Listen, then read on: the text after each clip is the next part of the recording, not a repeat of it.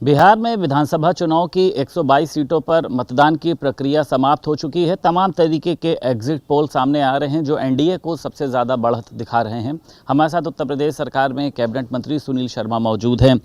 कितना खुश हैं आप लोग एग्जिट पोल से, और आपको लगता है कि बिहार में जो आप लोग एक अपना एजेंडा लेकर आए हैं उसको सभी शर्तों को पूरा किया जाएगा? क्योंकि बताया जाता है कि बिहार की जनता ने इस बार जो है वो रोजगार और पलायन का भी एक बड़ा मुद्दा जो है वो उठाया था।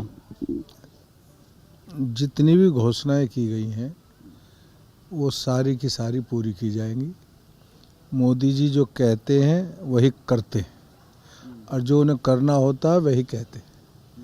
इसीलिए इसमें कोई संदेह ही नहीं करना चाहिए कि जो घोषणाएं हुई हैं वो सारी समस्त घोषणाएं पूरी की जाएंगी।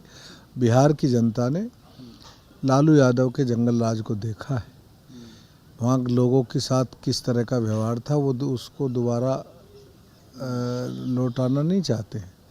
नीतीश जी का एनडीए का भाजपा के साथ गठबंधन का जो भाजपा एनडीए गठबंधन है इसका भी शासन देखा है। हमने विकास किया है, सुशासन दिया है, अपराध को कंट्रोल किया है। तो जनता ने इसलिए स्पष्ट जनादेश जो है भाजपा के पक्ष में है, ऐसा एग्जिट पोल में आ रहा है। ठीक है, लेकिन अखिलेश यादव की बात करें, तेजस्वी यादव की बात करें, उनका कहना यह है कि एग्जिट पोल जो है वो कई बार झूठे साबित होते हैं। जैसे लोकसभा चुनाव में एक तरफा दिखाया जा रहा था आप लोगों के लिए, तो इस बार भी एग्जिट पोल झूठे ही साबित होंगे और महागठबंधन की सरकार बनेगी। 14 तारीख को सब सामने आ जाएगा, कुछ ज़्यादा दूर नहीं है। ठीक है ना, उन्हें 2 दिन और इस उम्मीद में खुश रहना चाहिए। अच्छा, स्वामी प्रसाद मौर्य हैं, आपकी सरकार में भी मंत्री रहे हैं, बसपा सरकार में भी मंत्री रहे हैं। ये जो हिंदू की एक यात्रा निकाली जा रही है बागा बागेश्वर के द्वारा, तो उन्होंने कहा है कि वो जो है वो देशद्रोही हैं। कई बार सनातन के ऊपर भी आपने देखा उन्होंने टिप्पणी करी है। तो किस तरीके से देखते हैं उनकी इस बयानबाजी को?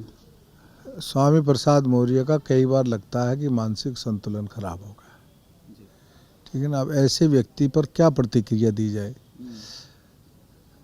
बाबा बागेश्वर घोर राष्ट्रवादी सनातनी व्यक्ति हैं, उनके लिए ऐसा कहना बहुत अशोभनीय, निंदनीय है और उन पर मुकदमा दर्ज किया जाना चाहिए और ऐसे व्यक्ति को पागल खाने में डाल देना चाहिए। अच्छा, ये बताइए, आपने देखा होगा कि हमेशा वो हिंदू धर्म को ही लेकर टिप्पणी करते हैं। क्या इतना सॉफ्ट है या उनको पता है कि इस पे कुछ होना नहीं है इसलिए वो सिर्फ इस पे टिप्पणी करते हैं? कभी हैसियत नहीं है, किसी दूसरे पे बोल जा सरतन से जुदा हो जाएगा।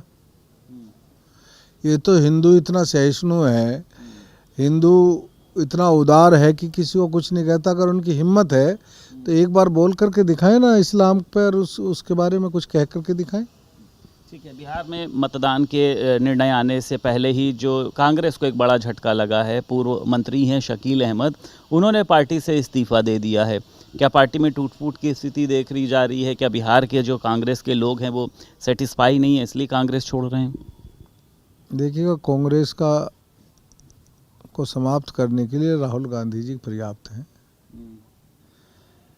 और जितने कांग्रेस के वफादार लोग थे, जो निहायत स्वार्थी हैं, जो पैरासाइट हैं, जिनका कोई अपना ज़मीन आधार नहीं है, वही कांग्रेस में बच जाएंगे। बाकी लोग तो धीरे धीरे सब कांग्रेस छोड़ देंगे। एक आखिरी सवाल है मंत्री जी, बम ब्लास्ट की घटना ने आपने देखा कि पूरे देश को चौंका दिया। दिल्ली में 9 से ज़्यादा लोग मारे गए, लखनऊ से भी गिरफ्तारी हुई है। अभी भी ये सिलसिला चल रहा है कि लाल किले को उड़ाने की योजना थी, मुख्यमंत्री आवास, आरएसएस कार्यालय। क्यों इस तरीके की घटनाएं बढ़ी? क्या योगी सरकार आतंकियों के ऊपर कार्रवाई कर रही है, ये उसका एक गुस्सा है, एक बौखलाहट है, या फिर देश को दंगों में धकेलना चाहते हैं? बौखलाहट तो है ही आतंकवादियों के अंदर, और ये पाकिस्तान से पोषित हैं और अंतर्राष्ट्रीय साजिशें इनके पीछे हैं जो देश को कमज़ोर करना चाहती है। देश की मजबूती को, देश की बढ़ती हुई अर्थव्यवस्था को बहुत सारे मुल्क पचा नहीं पा रहे हैं, इसलिए वो पाकिस्तान को संरक्षण दे रहे हैं और पाकिस्तान जो है आतंकवाद को संरक्षण दे रहा है। इनका इलाज करेंगे आप लोग? मोदी जी ने कह दिया कि बख्शा नहीं जाएगा और उन्होंने कह दिया तो बख्शा ही नहीं जाएगा। बहुत शुक्रिया बात करने के लिए। उत्तर प्रदेश सरकार में कैबिनेट मंत्री सुनील शर्मा हमारे साथ मौजूद थे और साफ तौर पर उनका कहना यह है कि दिल्ली में जिस तरीके की भी घटना हुई है, एक भी आतंकी को इसमें बख्शा नहीं जाएगा। लखनऊ से वीडियो जर्नलिस्ट एस के वर्मा के साथ संदीप खेर, भारत समाचार।